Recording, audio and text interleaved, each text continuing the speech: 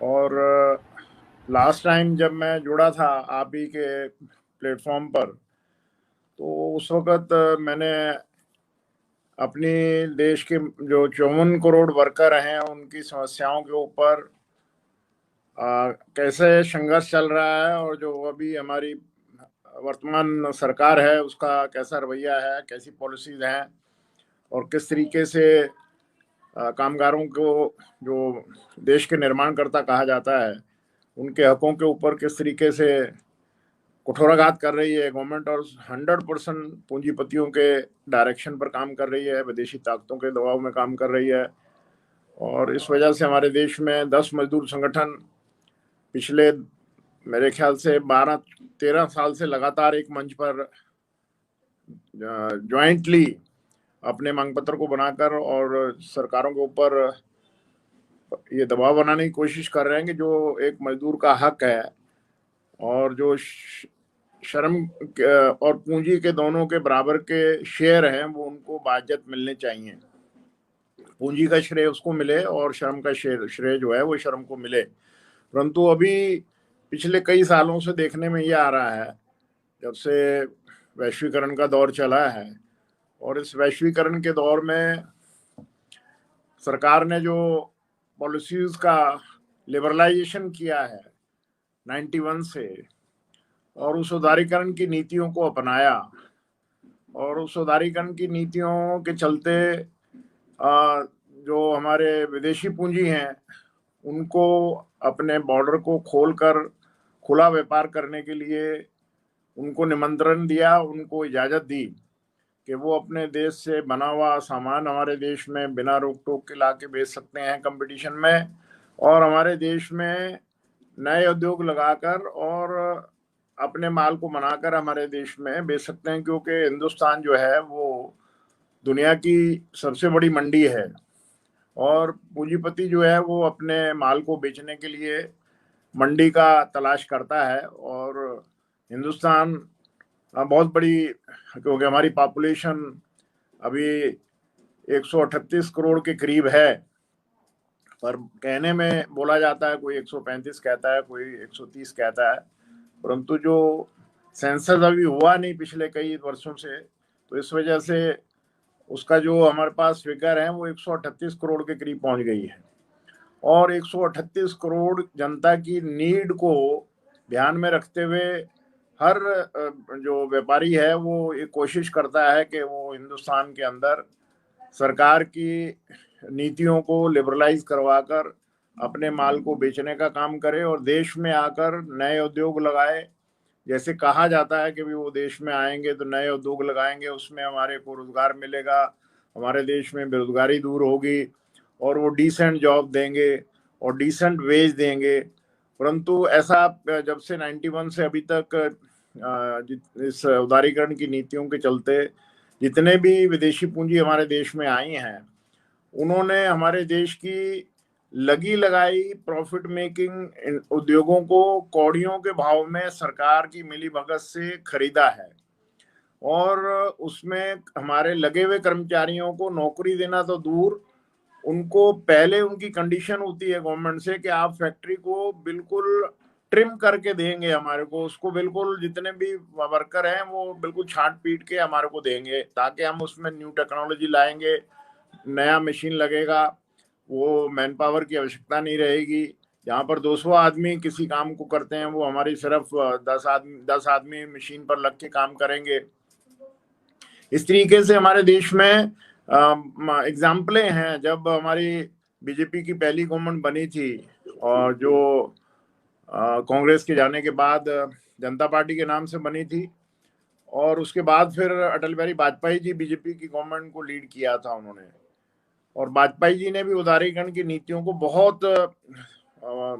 तेजी से लागू किया था, और उन्होंने यहाँ तक कर दिया था कि इसमें जो कदम आगे बढ़ गए हैं वो वापस हो ही नहीं सकते हैं। और उस दौरान में मैं वैसे उस पर आऊँगा, जितना मुझे समय देंगे मैं उस समय में आपको सारा इसके बारे में जिक्र करूंगा। पर मैं सबसे पहले, क्योंकि आपने मुझे मौका दिया, उसके लिए आपका बहुत बहुत धन्यवाद। और मैं हिंद मजदूर सभा, जो देश का एक इकलौता मजदूर संगठन है जो किसी भी राजनीतिक दल से उसकी जेब से नहीं निकला हुआ है और उसका कोई लेबर विंग नहीं कहलाता है। और क्योंकि देश की आजादी से पहले देश में एक ही मजदूर संगठन था जो 1920 में बना था। वैसे लेबर मूवमेंट तो 1908 में शुरू हो गई थी, और परंतु 1920 में हमारे जो टॉप मोस्ट फ्रीडम फाइटर थे समाजवादी विचारधारा के, उन्होंने ये all India trade union Congress का गठन किया था 1920 में। और उसके बाद 1924 में हमारा देश का सबसे बड़ा जो इंडस्ट्री उद्योग है all India railway man federation का जो यूनियन बनाया, वो 1924 में बना। और इंडियन ट्रेड यूनियन एक्ट जो है वो 1926 में आया। तो जैसे ही देश आजाद हुआ, क्योंकि देश की आजादी के टाइम पर जितने भी हमारे समाजवादी नेता थे और जो ब्रिटिश हुकूमत के पॉलिसी के खिलाफ, उनके दमन के खिलाफ, उनके अत्याचारों के खिलाफ और बहुत मुखर होकर देश में लोगों को मोबिलाइज करने में लगे थे, और इस वजह से अंग्रेज उनको या तो पकड़कर जेल में डाले हुए थे, सारे जितने हमारे समाजवादी विचारधारा के नेता थे, या वो अंडरग्राउंड होकर अपनी मूवमेंट को चलाते थे। तो उस दौरान के अंदर जब हमारे सारे समाजवादी नेता अंडरग्राउंड थे या जेल में थे, तो ऑल इंडिया जो ट्रेड यूनियन कांग्रेस है वो फ्री हो गया समाजवादियों के इन्वॉल्वमेंट से। और उसमें उस वक्त की जो हमारे कम्युनिस्ट साथी हैं उनका उसके ऊपर काफी पकड़ हो गया। तो इस वजह से देश की लड़ाई आजादी की बिल्कुल किनारे पे आ गई। और उससे पहले 41 में एन एम रॉय होते थे, उन्होंने भी अपना एक फेडरेशन बनाया था, इंडिपेंडेंट यूनियन उन्होंने। तो एक फॉरवर्ड ब्लॉक की सुभाष चंद्र बोस जी की पार्टी की भी मूवमेंट थी। तो जैसे ही देश आजाद हुआ तो उस वक्त दो यूनियन हो गई। एक रूलिंग पार्टी कांग्रेस ने इन्होंने अपना एक लेबर विंग बना लिया जिसका नाम इंटक है, और दूसरा एटक है जो हमारे कम्युनिस्ट भाइयों के कंट्रोल में है। तो फिर हमारे सोशलिस्ट साथियों ने सोचा कि क्योंकि जो रूलिंग पार्टी की यूनियन है वो तो रूलिंग पार्टी को समर्थन कर रही है, बावजूद इसके कि वो ऐसा समय था कि लोग बागों को जीने के लिए, अपना जीवन अर्जित करने के लिए भी बहुत मुसीबत आ रही थी। जॉब इतनी थी नहीं, महंगाई आसमान छू रही थी, लड़ाई के बाद तुरंत आज़ादी मिली थी और ब्रिटिशर गए थे हमारे देश से। तो उसमें भुखमरी का कगार था और गवर्नमेंट की पॉलिसी जो बनी थी उसके मुताबिक उनको न्याय नहीं मिल रहा था। उनको जितनी जॉब, डिसेंट जॉब क्रिएट होनी चाहिए थी वो नहीं हो रही थी। और इसके चलते हुए जो सरकार की अपना लेबर विंग था इंटक, वो कांग्रेसियों की सरकार को सपोर्ट कर रहा था। और उस वक्त हमारे जो सोशलिस्ट लीडर थे, फ्रीडम फाइटर, वो कांग्रेस के झंडे के नीचे ही उन्होंने देश की आज़ादी की लड़ाई लड़ी। परंतु देश आज़ाद होने के बाद उनका कांग्रेस से जो विचारधारा के चलते हुए कुछ डिस्प्यूट हुआ, तो कांग्रेस सोशलिस्ट जो है कांग्रेस से अलग हो गए। और अलग होने के बाद उन्होंने देखा कि भी मजदूरों का जो देश के निर्माण करता है, किसान है, उनका अगर हमने हक और हुकूक को नहीं बचाया तो फिर सरकार जिसकी भी आएगी उसका लेबर विंग जो है वो वर्करों को न्याय नहीं दिला पाएगा। तो इसलिए हमारे सारे समाजवादी नेता जो 427 यूनियन को रिप्रेजेंट करते थे, और उनकी उस वक्त 48 में दिसंबर में 24, 25, 26 दिसंबर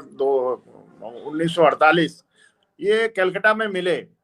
और उस वक्त इनके पास सारा मिलाकर railway, defence, port and dock और पोस्ट ऑफिस और इनफॉर्मल सेक्टर की यूनियनों के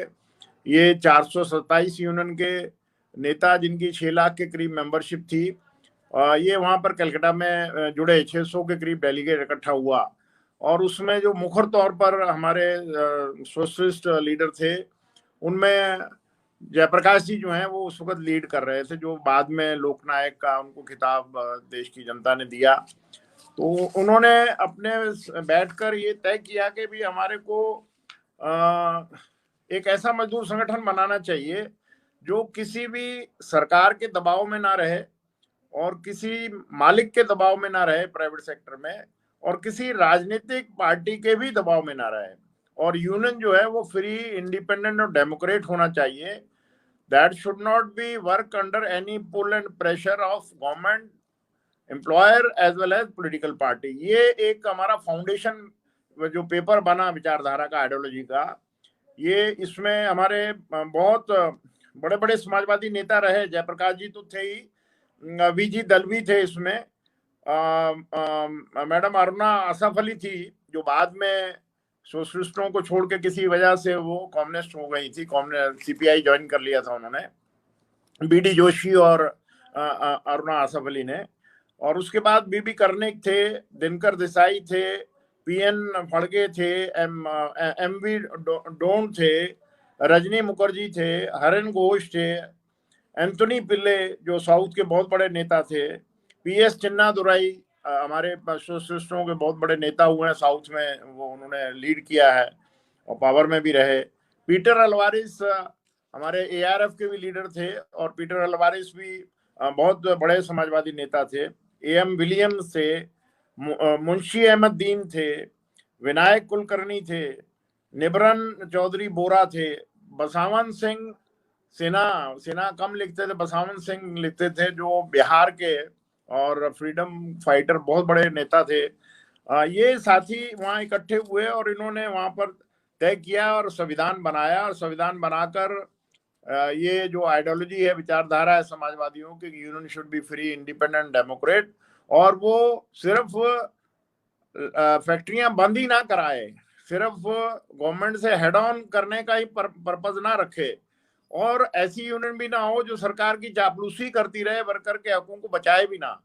तो इन्होंने 3 इश्यूज के ऊपर ये अपना विचारधारा बनाई कि यूनियन जो है वो कॉपरेशन से चले और डेवलपमेंट को बढ़ावा दे, और डेवलपमेंट के साथ वर्कर्स राइट को प्रोटेक्ट करे, और जहां पर वर्कर राइट्स का वायलेशन करे, चाहे सरकार करे, चाहे मालिक करे, चाहे कोई और राजनीतिक पार्टी करे, उसके खिलाफ अपना फ्रंट को खोलकर डट के लड़ा जाए, जितना भी संघर्ष किया जाए। ये उस वक्त इनका कलकत्ता में फाउंडेशन डिस्कशन हुई, और जब पहला हमारा जो ऑफिस बेरर बने उसमें आर.एस. रुईकर जो हैं वो पहले प्रेसिडेंट हुए हिंद मजदूर सभा के, और अशोक मेहता जो हैं वो जनरल सेक्रेटरी हुए पहले जो 48 में फाउंडेशन में, और जो जीजी मेहता और वीएस माथुर ये सेक्रेटरी हुए दोनों। और आपको मालूम है कि हम कहते हैं कि महिलाओं को फ्रंट लाइन पर आने के लिए पुरुषों को उनको बढ़ावा देना चाहिए और महिलाओं को आगे आना चाहिए। हमें जानकर बहुत खुशी है कि हमारी समाजवादी नेता मणिबेन कारा और टीएस रामानुजम, ये दोनों उस वक्त वाइस प्रेसिडेंट इलेक्ट हुए 48 में।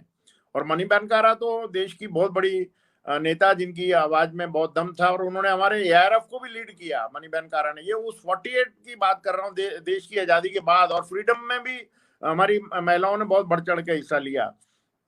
और आर के खेडीकर ट्रेजरर बने, और जयप्रकाश जी जो हैं वो वर्किंग कमेटी में रहे। वो वर्किंग कमेटी के अंदर ये सारे जितने बड़े नेता थे ये वर्किंग कमेटी में रहे, नेशनल वर्किंग कमेटी में।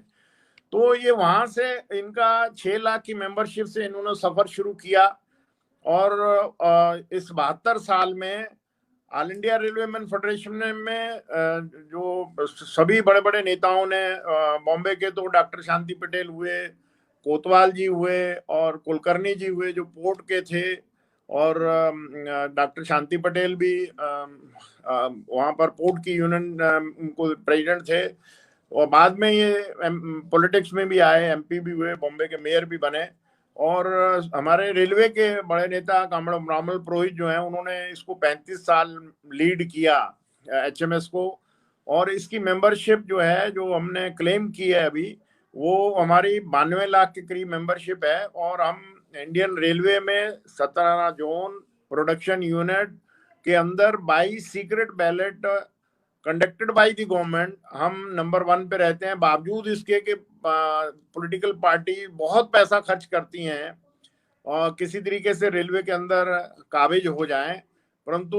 रेलवे में 3 अभी तक चुनाव हो चुके हैं, और हमारा एआईआरएफ का जो इंडिपेंडेंट फेडरेशन है उसके एफिलिएट है, और एचएमएस के भी एफिलिएट हैं, वो बराबर पैरेलल। हम केंद्रीय मजदूर संगठन है, वो इंडस्ट्रियल सेक्टर की फेडरेशन है। और ये सब दोनों फेडरेशन जो है, समाजवादियों ने इसके ऊपर अपने विचार से इनका गठन किया था, क्योंकि जो ऑल इंडिया डेवलपमेंट फेडरेशन है ये तो 1924 में बन गया था। और 1930 में जब एआईआरएफ के महामंत्री वीवी गिरी थे, और उस वक्त नेगोशिएशन शुरू हो गई थी, इसका रिकॉग्निशन मिल गया था, अंग्रेजों से नेगोशिएट किया था कि रेलवे के अंदर कोई भी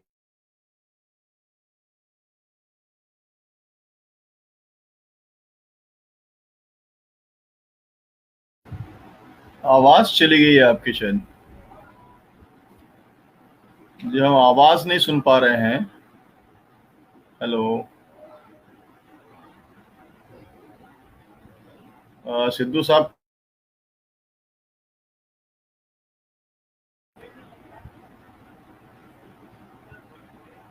अभी हमको सिद्धू साहब हिंद मजदूर सभा का पूरा इतिहास उसके बारे में बता रहे थे। कुछ टेक्निकल प्रॉब्लम सिद्धू जी को आया है, हम उम्मीद करते हैं कि जल्दी वो सुधर जाएगा और फिर से हमको उनकी आवाज आ पाएगी। बाबा आपका बहुत बहुत स्वागत है। मैं आ गया हाँ हूँ बोलिए। अपना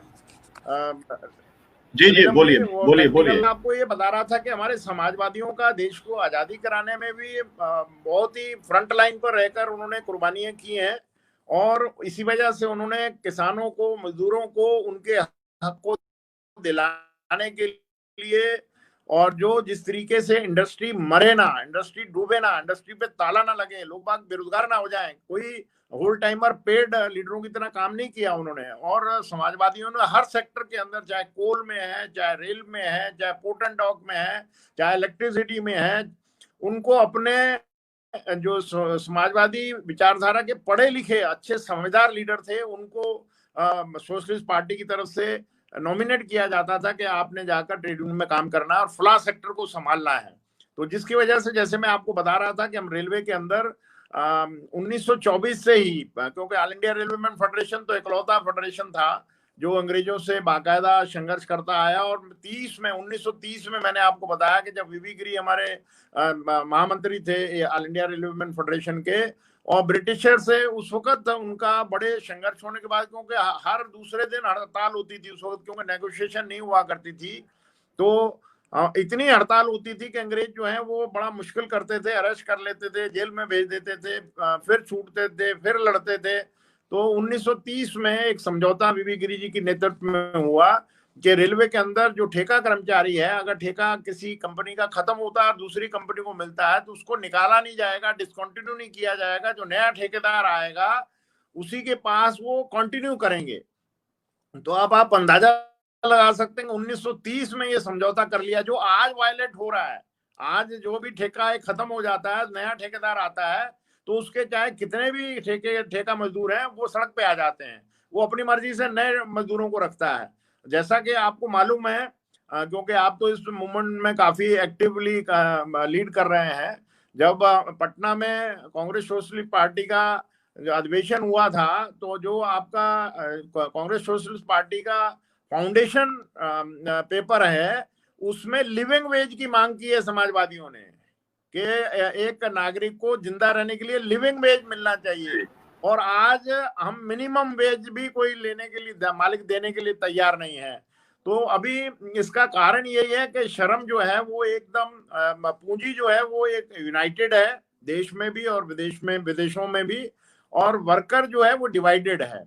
और जो हमारे समाजवादियों की सोच है वो बिल्कुल क्लियर थी कि union should be free, independent and Democrat. और ये तीसरा हमारा जो संगठन बना, और आज हम पूरे देश में, रेलवे है, कोल में भी हम नंबर 1 पर है, पोर्ट एंड डॉक में हम नंबर 1 पर हैं, रोडवेज में साथी शशांक बैठे हैं, बेस्ट में समाजवादियों की यूनियन है, क्योंकि उसमें शरदराव जो इनके पिताजी हैं वो अध्यक्ष हुआ करते थे। बाद में जब एचएमकेपी और एचएमएस का मर्जर हुआ मुंबई में 2010 में, तो शरदराव हमारे एचएमएस के अध्यक्ष हुए, और बदकिस्मती से बाद में उनका देहांत हुआ और अभी शशांक हमारे साथ काम कर रहे हैं, नौजवान साथी हैं, ये अभी हमारे HMS के वाइस प्रेसिडेंट भी हैं। तो मैंने जो आपको बताया कि उसके बाद फिर जितनी भी हमारे देश में day by day political parties बनती गई, तो आज हमारे देश में 12 मजदूर संगठन है और 12 में से 11 किसी ना किसी पॉलिटिकल पार्टी का लेबर विंग है और उनके ऊपर 100% डायरेक्ट वे में राजनीतिक पार्टियों का कंट्रोल है। और ये हमारे जो अगर आप हमारा फाउंडेशन देखें और हिस्ट्री पढ़ें, उसमें हमारे उस वक्त के सीनियर सोशलिस्ट लीडरों ने ये कहा था कि जो यूनियन है वो ऐसी ना हो कि अगर हम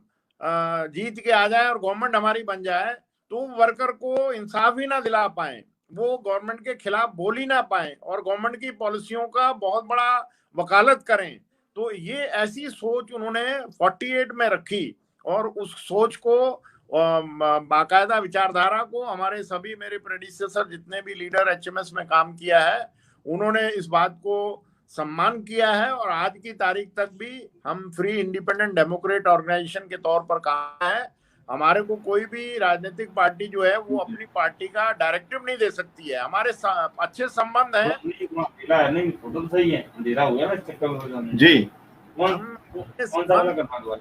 और बहुत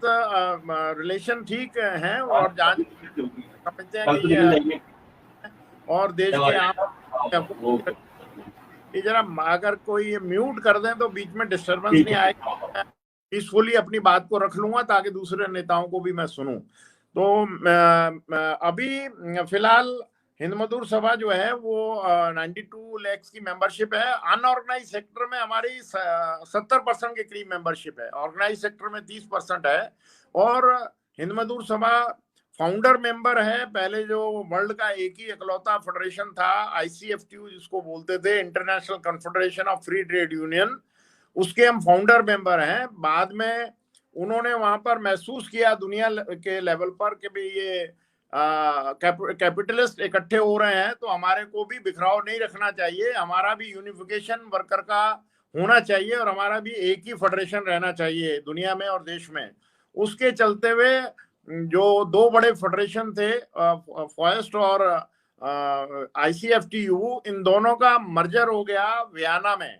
और 2006 में, और उस समय इन्होंने सिंगल फेडरेशन वर्ल्ड का बनाया और उसका झंडा भी चेंज किया, उसका निशान भी चेंज किया, उस यूनियन का नाम भी चेंज किया। उस यूनियन का नाम अभी ITUC है, इंटरनेशनल ट्रेड यूनियन कॉन्फेडरेशन। ये 163 देशों के मजदूर संगठनों का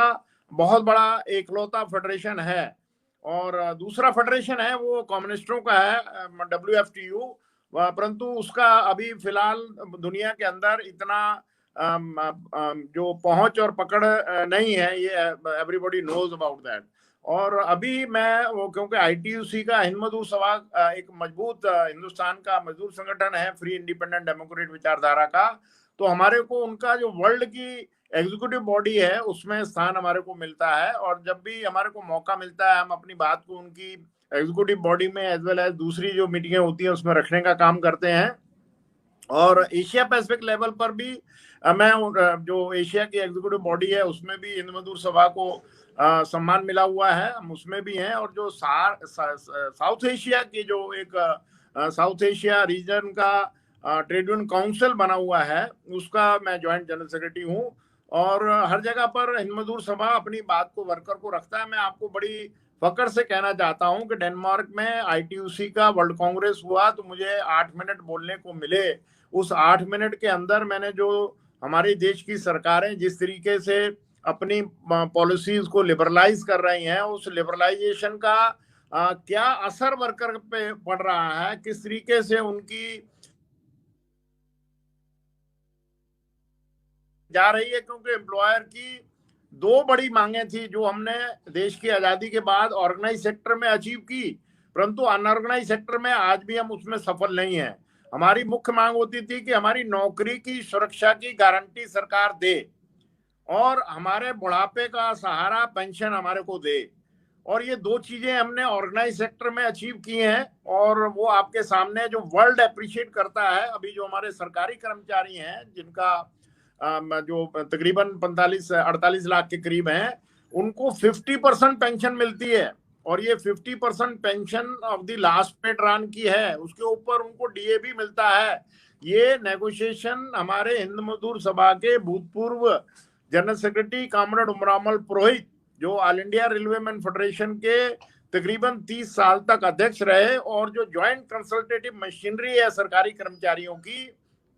उसके वो सेक्रेटरी थे जेसीएम के। और मेरे ख्याल से 4 पे कमीशन उन्होंने खुद नेगोशिएट किए हैं और उनकी अध्यक्षता में जो जो चीजें अचीव की हैं, वो आपको ये मैं हिंद मजदूर सभा और समाजवादियों की आपको अचीवमेंट बता रहा हूं। और उसमें उन्होंने 30% से बढ़ाकर 50% जो ये हमारे को मिला है पेंशन का। ये दंडवते जी उस वक्त जो रेलवे मिनिस्टर थे, उस वक्त समाजवादियों का काफी लेबर मूवमेंट की तरफ जो है झुकाव रहता था, क्योंकि उन्होंने खुद लेबर मूवमेंट में काम किया है। और दंडवते जी तो बाकायदा हमारी हर मूवमेंट में रहे हैं, रेलवे की हड़तालों में रहे हैं और एचएमएस में भी पूरा उनका अपना सहयोग रहता था। तो उन्होंने नेगोशिएशन के जरिए ये हमारे को 5वें वेतन आयोग में ये भी दिलाया कि जो हमारा महिला कर्मचारी है उसको मैटरनिटी लीव 180 दिन की मिलेगी। 6 महीने का जब बच्चा हो जाएगा उसके बाद वो काम पर आएंगी। और इसके बाद फिर लड़ाई लड़ी तो छठे का पे कमीशन में जो हमारी महिला कर्मचारी हैं, जिसके बारे में हमारे जेसीएम के सेक्रेटरी और हिंद मजदूर सभा के जनरल सेक्रेटरी कॉमरेड उमरामल पुरोहित ने प्लीडिंग की कि महिला जो है वो अपने हस्बैंड के बीमारी पर छुट्टी लेती है, अपने बच्चे को पालने के लिए छुट्टी लेती है, और आप अपनी बीमारी की परवाह ना करते हुए भी काम पे जाती है, घर को सब ध्यान रखती है, तो उनकी लीव एंड कैशमेंट 0 हो जाता है। तो लिहाजा उनको जो बच्चे पाल कर जो फ्यूचर ऑफ द नेशन है उसको देश के निर्माणकर्ताओं का निर्माण कर रही हैं, तो इसलिए उनकी अपनी छुट्टी बर्बाद नहीं होनी चाहिए। तो आपको जानकर खुशी होगी कि हर महिला कर्मचारी को जो गवर्नमेंट सेक्टर में काम करती है उसको 2 साल की with full payment salary child care के नाम पर उनको 2 साल की लीव मिली है, जो मेरे हिसाब से अभी डेवलप कंट्रियों में भी, यूरोप की कई कंट्रियों में ये इतना बड़ा अचीवमेंट उन्होंने नहीं किया है। परंतु अभी रफ्ता रफ्ता जो जो अचीवमेंटें की थी वो जब से ये बीजेपी की गवर्नमेंट आई है, इस गवर्नमेंट ने 100% जो वायदे किए थे हमारे साथ आने से पहले, क्योंकि कांग्रेस इससे पहले 10 साल पावर में रही, और ये लिबरलाइजेशन की पॉलिसी जो है ये 91 में जो हमारे देश के प्रधानमंत्री भूतपूर्व प्रधानमंत्री नरसिम्हा राव जी थे और उस वक्त के वित्त मंत्री डॉक्टर मनमोहन सिंह जी थे, इन्होंने देश के अंदर विदेशी पूंजी को डेवलपमेंट के नाम पर लाने के लिए अपनी कांग्रेस के अंदर डिस्कस किया। उसके बाद डॉक्टर मनमोहन सिंह जी ने ये new economic and industrial policy का एक पेपर मूव किया, जिसको सबने कांग्रेस में अप्रूव किया, और उस वक्त सिंगल कांग्रेस रूल पार्टी देश में थी। तो नरसिम्हा राव ने इसको कैबिनेट से अप्रूव कराकर ये लागू कर दिया। समाजवादियों ने उस वक्त बहुत शोर मचाया था देश के अंदर, मुझे याद है, हम भी उसमें हिस्सेदार थे, और बहुत डंकल प्रस्ताव का बहुत विरोध किया था, और जो डब्ल्यूटीओ के मेंबर नहीं होने चाहिए इसका बहुत विरोध हुआ था। परंतु बाद में क्योंकि वो पावर में थे, उन्होंने इसको पास करा दिया और अपने बॉर्डर खोल दिए विदेशी इन्वेस्टमेंट के लिए, और विदेशी कंपनियां आई और उन्होंने हमारे लगे हुए प्रॉफिट मेकिंग इंडस्ट्रियों को कौड़ियों के भाव में खरीदा। मैं आपको एग्जांपल देता हूं, छत्तीसगढ़ में जो बाल्को कंपनी है, इस बाल्को कंपनी को 525 करोड़ रुपए में बेचा गया था जब माननीय अटल बिहारी वाजपेयी जी प्रधानमंत्री थे, और उसका टोटल असेसमेंट बाद में जब हुआ तो हड़ताल चली थी उस वक्त 1 महीना से ज्यादा ज्वाइंट फ्रंट की तरफ से। बाद में सुप्रीम कोर्ट ने इंटरवीन किया और कुछ एक मजदूर संगठन के नेता ने उस मूवमेंट को डिच किया, तो वो हड़ताल टूटी और वापस गए। सुप्रीम कोर्ट ने कहा कि आप काम पे वापस जाइए, और उसमें उसका बाद में जो एसेट्स का असेसमेंट हुआ इंडिपेंडेंट, वो 8,000 करोड़ रुपए की एसेट्स को 525 करोड़ में बेचा। और अगर आप मॉडर्न फूड इंडस्ट्री की बात करें जिसके 22 प्लांट हैं देश के अंदर, वो 102 करोड़ में बिका। ऐसे ही हमारे देश की तमाम एसेट जो कमाई थी देश की आजादी के बाद, वो अटल जी के टाइम पर 40% से ज्यादा बिक गई थी। परंतु उस वक्त रेलवे नहीं बिकी थी, पोर्ट एंड डॉक नहीं बिका था, कोल एंड माइंस नहीं बिकी थी, और जो और दूसरे डिफेंस के कारखाने नहीं बिके थे। और अभी कांग्रेस के टाइम पर लास्ट टेन्योर 5 साल का जो है वो देश के अंदर महंगाई कंट्रोल नहीं कर पा रहे थे। कुछ उनके ऊपर एलिगेशन ऐसे लग गए कि वो करप्शनों में इन्वॉल्व हो गए। बहुत बड़े बड़े 2G स्कैम हो गया, कोल स्कैम हो गया और कॉमनवेल्थ का स्कैम हो गया। टीवीओं के जरिए ऐसा प्रचार हुआ और उस वक्त देश में माहौल बना। और हमने भी last tenure of the Congress के अंदर 5 बड़ी 10 मजदूर संगठनों, उस वक्त 12 मजदूर संगठन थे, बीएमएस भी हमारे बीच में शामिल था। तो हमने जो 5 स्ट्राइकें की, जो लास्ट हड़ताल डॉक्टर मनमोहन सिंह के जाने से पहले की, वो दो दिन की हड़ताल थी। और डॉक्टर मनमोहन सिंह ने 2 दिन की सफल हड़ताल के बाद इंडियन लेबर कॉन्फ्रेंस में हमें बुलाया और उसमें उन्होंने कहा कि ये जो आपकी मांगे हैं 10 सूत्री मांग पत्र, ये सिर्फ ट्रेड यूनियन का ही नहीं है, ये आम देश के नागरिक का मांग पत्र है। और मेरा being a prime minister of India, it is my responsibility और मेरी पार्टी की रिस्पॉन्सिबिलिटी है कि मैं इन मांगों को पूरा करूं। ये रिकॉर्डेड ILC के अंदर उनका भाषण है। परंतु उसके बाद आम चुनाव डिक्लेयर हो गया और देश में जो माहौल बना, हमने भी वो देश के मजदूरों ने, देश की यूनियनों ने वो माहौल बनाने में काफी योगदान दिया। और उसके बाद बीजेपी ने जिस तरीके से ये हमारे जो प्रेजेंट प्राइम मिनिस्टर है नरेंद्र मोदी जी, उनको कैंडिडेट डिक्लेयर किया और जो उनके मैनिफेस्टो थे वो किसी से भूले हुए नहीं है कि हम 2 करोड़ नौजवानों को नौकरी देंगे, जॉब की सुरक्षा देंगे, बुढ़ापे का सहारा देंगे, रहने के लिए मकान देंगे, पढ़ने के लिए फ्री स्कूल देंगे, अच्छे स्कूल देंगे अप टू हायर स्टडी तक, और कोई बीमार होगा उसको इलाज कराने के लिए फ्री हॉस्पिटल देंगे, और रहने के लिए जो मकान मिलेगा उसमें 24 घंटे बिजली फ्री मिलेगी, पीने का पानी फ्री मिलेगा, ट्रांसपोर्ट आपको सस्ती मिलेगी। और बहुत दुनिया भर के उन्होंने कहा कि ब्लैक मनी बाहर से हम देश में ले आएंगे और देश के अंदर बेरोजगारी सारी खत्म कर देंगे। ये मैनिफेस्टो है उनका और मैं ज्यादा सिर्फ उस डिटेल में नहीं जाऊंगा। और वो पावर में आ गए और पावर में आने के बाद उन्होंने जिस तरीके से मेजोरिटी लोगों ने उनको दी, प्रजातांत्रिक तरीके से चुने गए। और उसके बाद चुनने के बाद उन्होंने जो इनके जो मांग पत्र थे, जो इनका मैनिफेस्टो था, जो हम मांग रहे थे, उस फाइलों को बंद कर दिया। और देश के अंदर उन्होंने हमारे देश के बड़े बड़े कॉर्पोरेट हाउस जिन्होंने उनको इलेक्शन में बहुत मदद की थी, चाहे वो मुकेश अंबानी है, चाहे वो गौतम अडानी है, चाहे वो दूसरे टाटा है, डालमिया है, क्योंकि ये कृष्णों में इन्वॉल्व थे पहले कांग्रेस के टाइम पर और कांग्रेस ने इनको बचाने से मना कर दिया था। ये जंप मारकर रातों रात बीजेपी के फोल्ड में आ गए और इन्होंने 22 चैनलों का मुकेश अंबानी ने कंट्रोल रूम दिल्ली में खोला और जिसके जरिए देश के हर नागरिक के पास हर हर मोदी घर घर मोदी ये जो प्रचार किया, वो झुग्गी में लगे हुए भी जो स्लम में रहते हैं लोग बाग, उनके टीवी में भी उनका प्रचार पहुंचने लगा। और ये सारे उनको आश्वासन दिए कि हम रामराज को ले आएंगे और लोग बागों ने उनको चांस दिया। उन्होंने कहा कि हमारे को आपने 60 साल कांग्रेस को राज दिया है, आप हमारे को 100 दिन दीजिए, हम 100 दिन में महंगाई धरातल पर लाएंगे और देश का भ्रष्टाचार मिटाएंगे, देश के अंदर बेरोजगारी कम करेंगे, देश के अंदर स्कूल बच्चों को फ्री मिलेगा। ये सारे मांगे जो प्रॉमिस किए थे उसको सब भूल गए और इन्होंने किस तरीके से रेलवे को बेचना है, किस तरीके से कोल की माइन को बेचना है, किस तरीके से पोर्ट एंड डॉक को समअप करना है, ये सारे पब्लिक सेक्टर जो हमारे, हालांकि उसमें वर्कर तो 7% काम करते हैं, परंतु बहुत मजबूत संगठन है जो देश की आजादी के बाद किसी भी पूंजीपति ने इस इंफ्रास्ट्रक्चर को क्रिएट करने के लिए आगे पहल नहीं की थी। उन्होंने कहा था नेहरू जी को कि भाई आप गवर्नमेंट इसका रिसोर्सेज पैदा करे और ये हमारे पास इतना पैसा नहीं है कि हम देश के अंदर इंफ्रास्ट्रक्चर को क्रिएट करेंगे। तो ये इंफ्रास्ट्रक्चर जो है ये गवर्नमेंट की पॉलिसी के तहत हमारे सरकारी कर्मचारियों ने, पब्लिक सेक्टर एम्प्लॉइज ने जो